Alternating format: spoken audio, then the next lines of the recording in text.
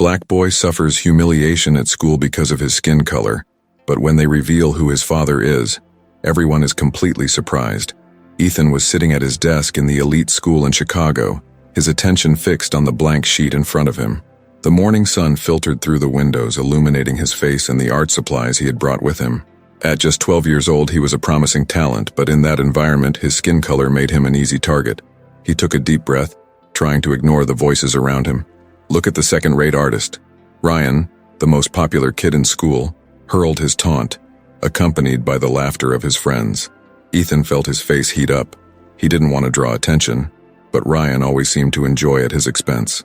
The classroom, which should have been a safe space to learn and create, turned into an emotional battlefield. "Shut up, Ryan," a classmate muttered, but her voice was quickly drowned out by a wave of laughter. Ethan looked down, his fingers involuntarily smoothing the surface of the desk, as if hoping it could absorb the pain he felt. He wanted to express his art, but insecurity and the fear of humiliation paralyzed him. After the bell rang, Ethan tried to distance himself from the chaos. He hurriedly packed away his art supplies, hoping to escape before Ryan and his group saw him again. However, as he took a few steps, an unexpected shove knocked him off balance. He fell to the floor, and his drawings, which represented worlds of color and feeling, scattered across the hallway. Ryan's laughter echoed in his ears, and he felt a pang of despair as he saw his creations ruined. "Look, the artist is on the ground," Ryan mocked as other students passed by, some laughing, others merely looking on with curiosity. With tears in his eyes, Ethan quickly began to gather his papers, the humiliation burning in his cheeks. "Why don't you try drawing something worthwhile?" Ryan continued, his voice dripping with contempt. "Enough, Ryan." A firm voice rose up, and Ethan looked up, surprised to see an unfamiliar girl standing beside him. "You have no right to treat people like that." Ryan hesitated but soon turned away, laughing as if it didn't affect him. He walked off, leaving Ethan and the girl alone in the hallway. "Are you okay?" the girl asked, crouching down to help him collect his drawings. Ethan nodded but couldn't find his voice. The pain of humiliation still consumed him. "My name is Maya. I also love art," she said, offering an encouraging smile. "These drawings are amazing." Ethan looked at her a bit surprised. "Thank you," he murmured, feeling a slight warmth in his chest. I just wanted people to see what I feel."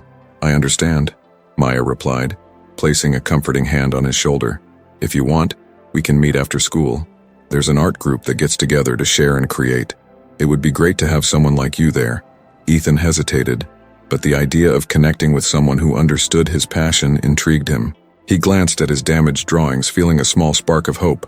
"Maybe I'll go," he answered, a shy smile beginning to form on his lips. Later, at home, Ethan locked himself in his room. He was exhausted and sad, but Maya's presence still echoed in his mind. He sat at his desk, pencil in hand, and began to draw. The portrait that emerged reflected his pain, but also a quest for hope. He drew a figure standing amidst shadows, yet with a soft light emanating from within. Sarah, his mother, entered the room without knocking, concerned by the prolonged silence. "Ethan, dear, are you okay?" she asked, her voice gentle. Ethan didn't respond, continuing to work on his drawing, tears streaming down his face. Sarah approached and looked at the art he was creating. "This is beautiful, but what's going on?" He finally looked up at her, his eyes filled with a mix of pain and confusion. "No one likes me, Mom. They laugh at me. I just want to be accepted." The outburst came with a sob, and Sarah felt her heart tighten. She sat down next to him, enveloping him in a tight embrace. "You are special, Ethan, and the art you create is a part of who you are. Never let others make you feel less." Ethan nestled into his mother's arms, seeking comfort in her words. He knew the journey would be difficult, but at that moment, he felt that perhaps there was a path to acceptance, and he was just beginning to navigate it. Before we continue with this emotional story, make sure to subscribe to the channel so you don't miss any stories, and let us know in the comments which city you're watching this video from. Sarah was on her shift at the hospital, surrounded by medical equipment and the characteristic smell of disinfectant. The routine consumed her, but her mind was elsewhere. She couldn't stop thinking about Ethan, how her heart ached seeing him so sad and isolated. That morning, her son had left the house with slumped shoulders and dull eyes, a sight that haunted her. While tending to a patient, a movement in the corner of the room caught her attention. An old diary, forgotten on a shelf, lay there, dusty and worn. Curious, Sarah approached and picked up the diary. The title, Fighting Against Prejudice, made her heart race. It was a diary that had belonged to her mother, a strong woman who had faced many challenges in her youth. As she opened the yellowed pages, she began to read her mother's notes about discrimination, acceptance, and the daily struggle to be heard in a world that often ignored her. The words touched her deeply. I needed to talk about this. I needed someone to listen, Sarah thought, recalling how many times she felt the same. In that moment, an idea began to take root in her mind. When she returned home, the sun was starting to set, creating long shadows in the living room. Sarah found Ethan in his room, the silence only interrupted by the soft sound of pencil on paper. She approached the door and hesitated for a moment, watching her son immersed in his world of drawings. Hey, sweetie, she said gently, opening the door. Can I come in? Ethan looked up, surprised, and quickly hid the drawing he was working on. Mom, I'm busy, just drawing. I know, but I'd like to talk a bit, Sarah replied, sitting on the edge of his bed. About what happened today at school. He hesitated, his eyes drifting away. There's nothing to talk about, it's just another day. I know it's not just that, she insisted. I went through struggles when I was younger too, and if you want, I can share some stories. Ethan lifted his head, intrigued. Stories about what? About how you can feel lonely and misunderstood, Sarah began, her voice heavy with emotion. When I was young, I faced discrimination for being a woman and coming from a humble family. Many times I felt invisible, as if no one cared about what I had to say. Ethan listened intently, curiosity growing. And what did you do? I drew, I wrote. I found ways to express my pain, and more importantly, I found people who supported me. That's what I want for you, she said, holding his hand. You don't have to go through this alone. But what if people don't like what I do? What if they laugh at me again? Ethan asked, insecurity evident in his voice. If someone laughs at you, that says more about them than it does about you. Your art is powerful, Ethan. It's a way to express who you are and how you feel, Sarah replied firmly. I'm here to support you, always. Silence hung between them for a moment, and then Ethan, finally feeling more at ease, whispered, Mom, do you really think my art is important? Absolutely, Sarah said, smiling. And I want you to find people who feel the same. How about looking for an art group at school? You could meet other kids who face challenges and understand you. Ethan nodded slowly, a small spark of hope igniting in his heart. Maybe I'll do that. Great. And if you need help, I'm here, she said, standing up. Let's face this together. Sarah left the room, leaving Ethan with his thoughts. But now he felt less alone. The idea of connecting with others through art seemed like a light at the end of the tunnel. He looked at his drawing, a portrait not of his pain but of his struggle for acceptance. The image seemed more alive now, as if calling him to stand up and fight. Ethan and Maya quickly became friends. Their connection was instantaneous, a mix of shared experiences and a mutual understanding of the difficulties they faced in a school that often felt more like a battleground than a learning environment. One quiet night, they found themselves in a small art room, away from the critical gazes of their peers. The walls were covered in vibrant, expressive drawings, each telling a story of pain, struggle, and hope. Have you ever thought about doing something bigger with our art? Maya asked as she adjusted her hair and looked at the paintings hanging up. Something that could really impact people? Ethan hesitated, looking at his own drawings scattered across the table. I'd like to, but do you think anyone would care? Most people only see what they want to see. He couldn't forget the cruel words of Ryan and his friends, echoing in his mind like a painful refrain. Maya smiled, her expression illuminated by empathy. Art is powerful, Ethan. It can open people's eyes.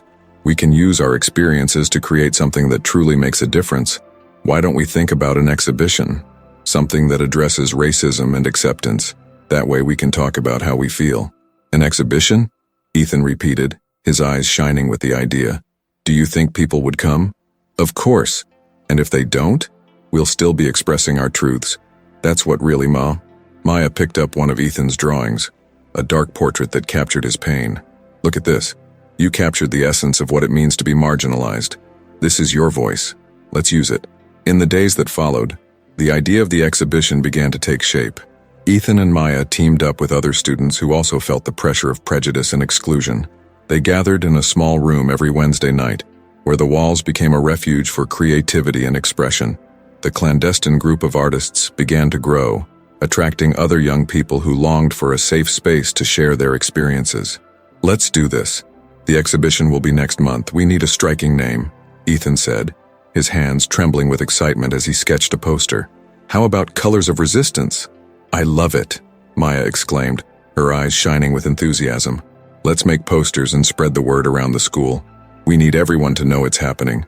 Ethan felt a warmth inside him, a feeling he hadn't experienced in a long time.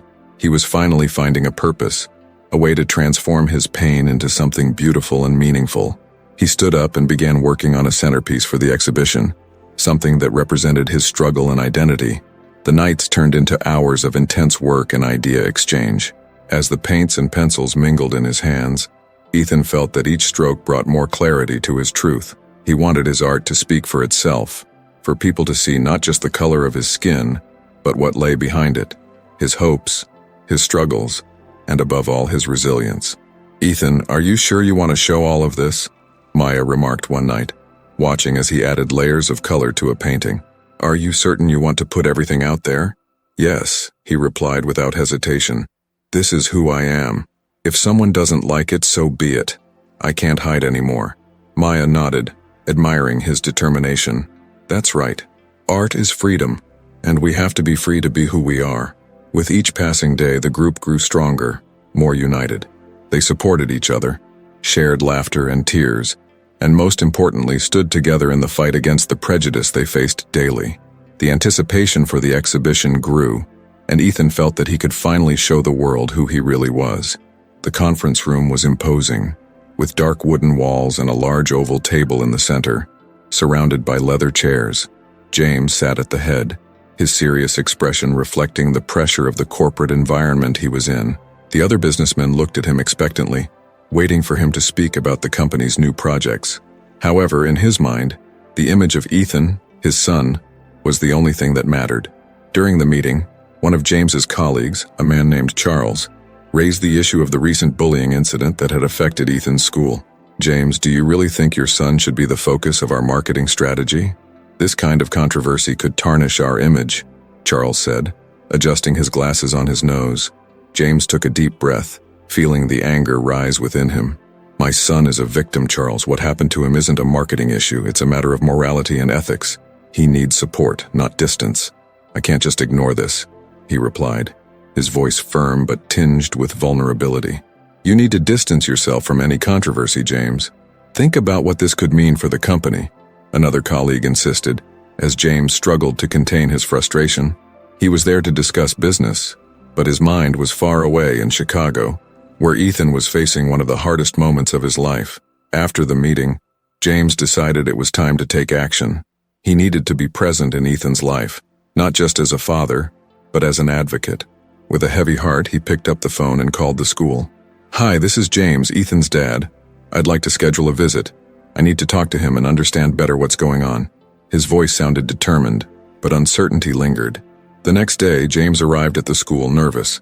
As he entered, his eyes scanned the environment, noticing the colorful posters on the walls and the chatter of students in the hallways. He made his way toward Ethan's classroom, his heart racing. As he approached the door, he heard laughter and loud voices, and a feeling of helplessness washed over him. He hesitated but decided to go in. Upon opening the door, the scene he witnessed was heartbreaking. Ethan sat at a desk with his head down, while Ryan and his friends were having a great time at his expense. "Look who's back, the second-rate artist." Ryan laughed along with the others.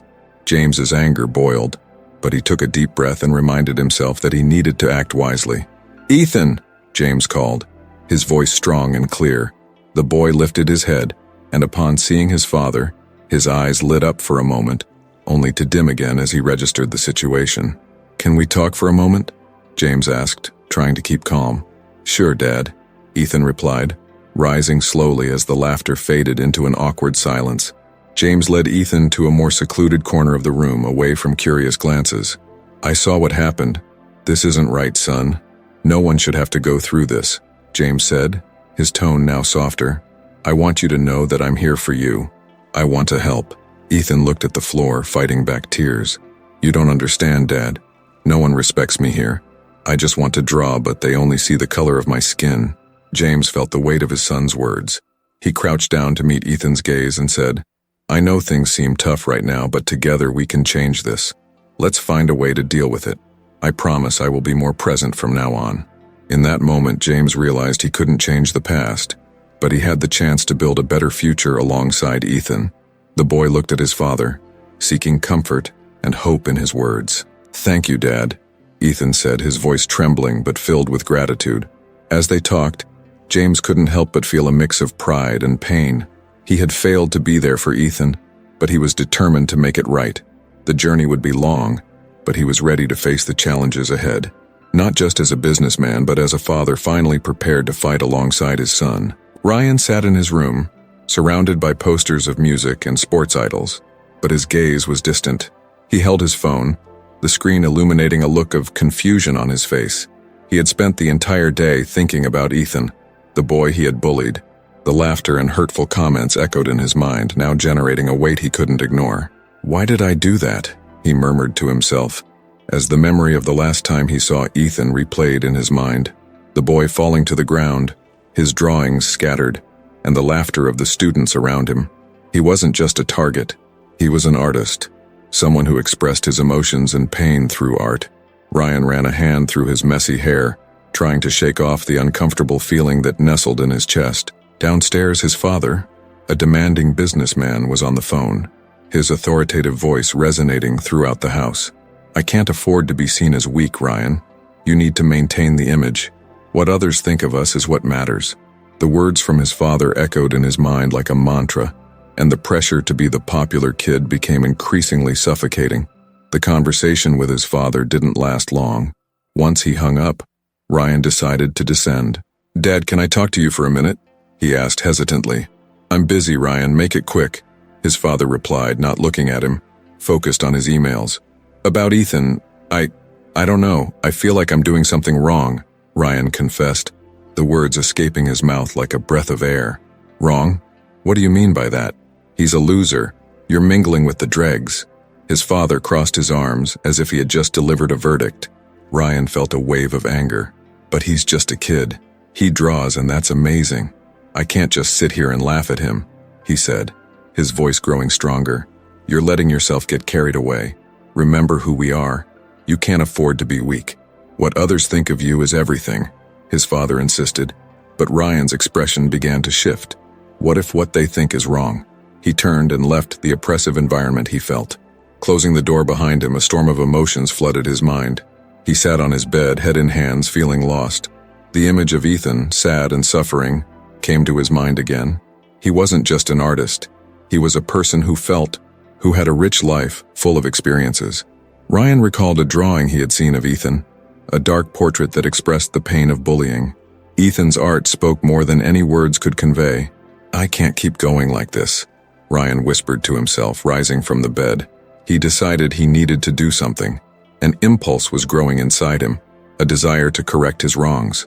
"Maybe I can redeem myself," he thought, as he grabbed a notebook and a pen. Ryan began to sketch, creating a drawing that represented his internal struggle, a mix of shadows and light. Each stroke was an attempt to express not only his regret, but also the hope that he could change, that he could be different from what his father expected of him. The pen glided quickly across the paper as he murmured to himself, "I don't want to just be the popular kid. I want to be someone who makes a difference." And as night fell, Ryan felt he was on the right path, even if he was still lost. Ethan's art was now a light illuminating the darkness surrounding him. He knew he needed to find himself, and perhaps, if he had enough courage, he might also find a way to reconnect with Ethan. Sarah was back home, the fatigue from her long hours as a nurse weighing heavily on her shoulders. However, that day, there was something beyond tiredness that troubled her. The diary she found at work was still fresh in her mind. The yellowed pages brought back memories of her youth, when she herself faced discrimination and prejudice. Memories of moments when she felt invisible, simply because of the color of her skin, accompanied her. This made her think of Ethan and how he was dealing with the bullying he faced at school. It was time for an honest conversation, one that could open the doors to understanding between mother and son. Climbing the stairs, Sarah hesitated in front of Ethan's bedroom door. He was probably inside, absorbed in his drawings, but the sadness emanating from his silence was palpable. With a gentle knock, she stepped in. The room was filled with papers and pencils, but Ethan's expression, with his lost gaze, made her heart ache. "Hey, sweetheart, can I come in?" Sarah asked, trying to sound casual. Ethan looked up, a mix of surprise and resistance on his face. "Sure, Mom." She sat on the edge of the bed, watching her son. He was so focused on his drawing that, for a moment, Sarah wondered if he was even listening. "I found a diary at work today," she began, determined to share her own experiences. "It made me think about how hard it is to deal with what people say. I went through that too when I was younger."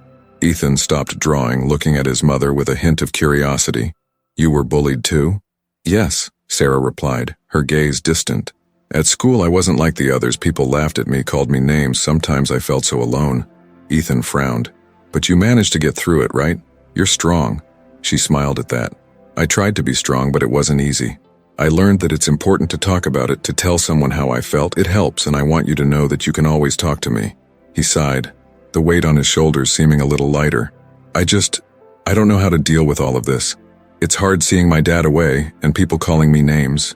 "I know you're going through a really tough time," Sarah said, leaning in closer. "But you're not alone. We're in this together. And about your dad, I want you to know that he's not here by choice. He has his own demons. But that doesn't change what you deserve. He doesn't know me," Ethan said, frustration evident in his voice. "He only shows up when he wants to, and I feel like I'm not important to him." Sarah closed her eyes for a moment, her heart heavy. "Ethan, I don't want you to feel that way. Your dad made mistakes, but that doesn't diminish who you are. You're an amazing artist, and that's what really matters." "But what if I don't want to be like him?" Ethan questioned, insecurity clear in his tone. "You should never feel obligated to be like someone. You should be who you really are, and that's what makes you special," Sarah replied, feeling a wave of emotion. "And please, don't forget that people can change. Sometimes they just need a little push." Ethan looked at the drawing he was working on, a portrait of himself surrounded by shadows. "I just want people to see who I really am." "Then let's show them," Sarah said with an encouraging smile. "How about you and your friends organize an art exhibition? A way to express what you feel and open people's eyes to what it means to be different." Ethan's eyes sparkled for the first time during their conversation. "That would be amazing. But what if no one cares? You'll never know if you don't try. And if you touch even one person with your art, you will have made a difference," Sarah replied, filled with hope. "And I'll be by your side every step of the way." Ethan smiled shyly, feeling stronger. "Thank you, Mom. I'll try. That's all I ask," Sarah said, wrapping him in a warm hug. "Remember, whenever you need me, I'll be here." The atmosphere in the elegant gala hall was charged with anticipation, the bright lights shining on the well-dressed guests who moved about in lively conversations. James, in his impeccable suit, took a deep breath, trying to control the anxiety pulsing in his chest. He looked around, observing familiar faces, but his mind was occupied with a single thought. How could he redeem himself in Ethan's life? Meanwhile, soft music played in the background, creating a contrast with the whirlwind of emotions that engulfed him. A journalist approached, notepad in hand and an inquisitive look on his face. "James, do you have a moment?" he asked, his tone mixing curiosity with provocation. "Sure. What do you need?" James replied, trying to maintain his composure. "The public is curious about your absence in your son's life. Many are questioning if you really care about him, or if you're just using this event to clean up your image," the journalist shot bluntly. James felt a chill run down his spine, the journalist's words resonating painfully. He was about to defend himself when a spark of determination ignited within him. "I understand the public's concern, but what truly matters tonight is the fight against prejudice and acceptance," James said, his voice steady. "I will use this platform to talk about what really matters." The journalist appeared surprised but quickly adjusted his notepad. "Are you saying you're going to address racial discrimination? That could be risky for your image." "Risky?" James leaned forward, his intensity rising. "Risky is staying silent while kids like my son face bullying and discry. It's time to stop looking the other way and confront reality head-on."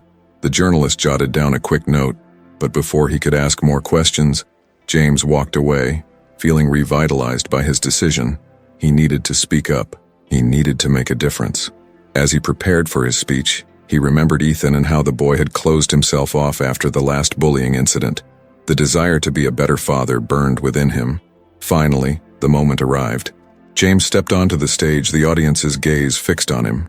He took a sip of water, feeling the pressure mount, but the memory of Ethan's sad face encouraged him.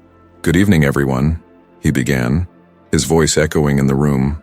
"Today, we are here to celebrate not only success but also acceptance in the fight against racism."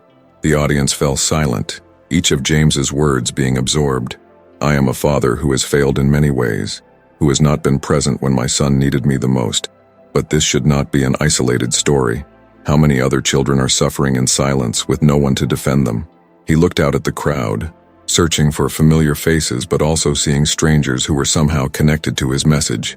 "What I want you to understand is that we can no longer hide behind our social conveniences. Racism is real and present everywhere, even in the schools we think are safe." James's words began to resonate in the room, and he felt he had captured everyone's attention.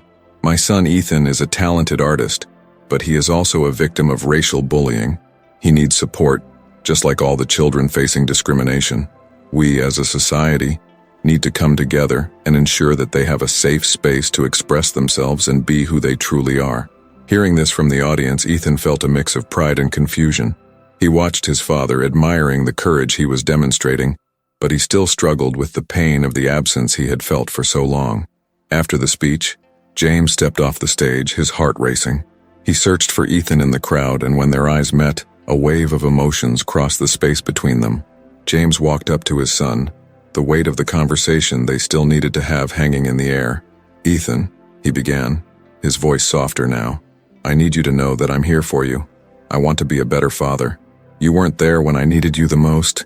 Ethan replied, frustration evident in his tone. "How can I trust you now?" James felt the pain in his son's words. "I understand, and I deserve that lack of trust, but I'm trying to change. I want to be part of your life, Ethan." "It's easy to say that after what happened," Ethan said, his anger mixed with sadness. "You only showed up because it's convenient for you now." Ethan's honest response hit James like a punch to the stomach. He knew he couldn't change the past, but he was determined to build a better future if Ethan would allow it. The date of the art exhibition loomed closer, like a shadow becoming more concrete in Ethan's mind. He and Maya were in the small art room at school, surrounded by paints, brushes, and sheets of paper. The smell of solvent and the soft afternoon light created an atmosphere of anticipation and nervousness. Ethan looked at his blank canvas, feeling the weight of responsibility on his shoulders. "Are you okay, Ethan?" Maya asked, sitting next to him with a worried look. "You seem distant." I don't know if I'm ready for this," Ethan replied, running his hand through his hair. "What if no one understands my art? What if they laugh at me again?" Maya smiled, trying to encourage him. "Remember what we talked about. This is your chance to show the world who you really are. Your art has power, Ethan. You can inspire people." He took a deep breath, trying to absorb his friend's confidence. "You're right. I just need to put on paper what I feel." As they worked, the idea of the exhibition began to take shape in their minds. With each brushstroke, Ethan felt more connected to his own story.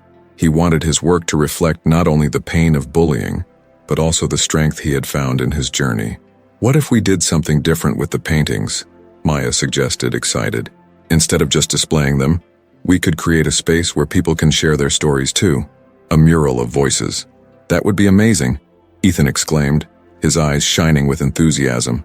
That way, it wouldn't just be an art exhibition, but a celebration of diversity and acceptance.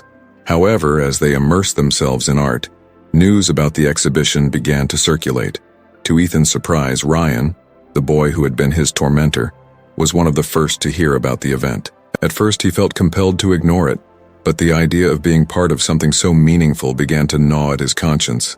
"Hey, did you hear about the art exhibition that Ethan and Maya are organizing?" one of Ryan's friends asked during lunch. "Yeah, I heard. What's so special about it?" Ryan replied, trying to maintain an indifferent stance. "They're talking about racism and acceptance. It seems like it's going to be big," his friend insisted. "Don't you think you should go?" Ryan hesitated, remembering how he had treated Ethan. A feeling of discomfort began to grow inside him. "Maybe I should go. Who knows, I might be able to help." Determined to redeem himself, Ryan decided to approach Ethan and Maya to offer his assistance. The next day, he walked up to them, his heart racing. "Ethan, Maya, can I talk to you for a moment?" Ryan said, a mix of nervousness and resolve in his voice. Ethan raised an eyebrow, surprised by Ryan's presence.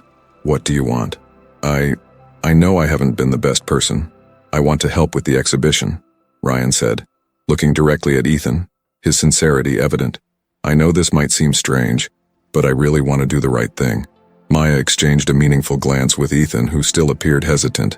"Are you sure about that?" Maya asked. "You can't just show up and expect everything to be okay. It takes action and commitment." "I know," Ryan replied, his voice firmer now. "I'm willing to do whatever it takes. I want to learn and help spread the message." Ethan looked at Ryan, evaluating his intentions. "If you really want to help, then you can be part of the team. We need more hands to set everything up." Ryan nodded, relieved. "Thank you. I won't let you down." Thus the team came together around art and acceptance. As they worked side by side, Ethan began to realize that true strength could emerge even from the most unexpected situations. Ryan, who had once been a symbol of pain, was now becoming part of something bigger, something that could heal and transform lives. The atmosphere in the art room was shifting, and everyone seemed to be not only creating, but also learning from one another. The night of the exhibition arrived, and the environment was charged with palpable emotion. The gallery walls were adorned with the works of Ethan and his friends, each telling a unique story of pain, resilience, and hope. A diverse audience gathered, admiring the creations that reflected not only the artistic skill of the young artists, but also their lived experiences. Ethan, nervous, watched the crowd. He wore a white shirt and dark pants, trying to feel confident, even though his heart raced in his chest. Beside him, Maya, with an encouraging smile, held his hand. "Are you ready for this?" she asked, her voice soft and reassuring. "I don't know. What if they don't like it? What if—" Ethan hesitated, looking at the paintings on display, each representing his struggle against prejudice and bullying. "What if they love it?" Maya interrupted, winking at him. "You have a powerful story to tell, and if you need me, I'll be right here by your side." The event began with an excited murmur. People discussed the works, some moved to tears by the portraits that captured the essence of Ethan's pain and struggle. He noticed a group of students from his school, including Ryan, observing his centerpiece, a large mural depicting a solitary tree in a barren field, symbolizing his quest for acceptance and identity amidst prejudice. The tree had leaves in various colors, each representing a part of his heritage and experience.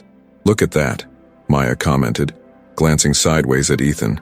"People are really connecting with your art." When it came time for Ethan to speak, his stomach churned. He stepped up to the small makeshift stage, the bright eyes of the audience fixed on him. The light reflected off his face, and he felt a chill in his stomach.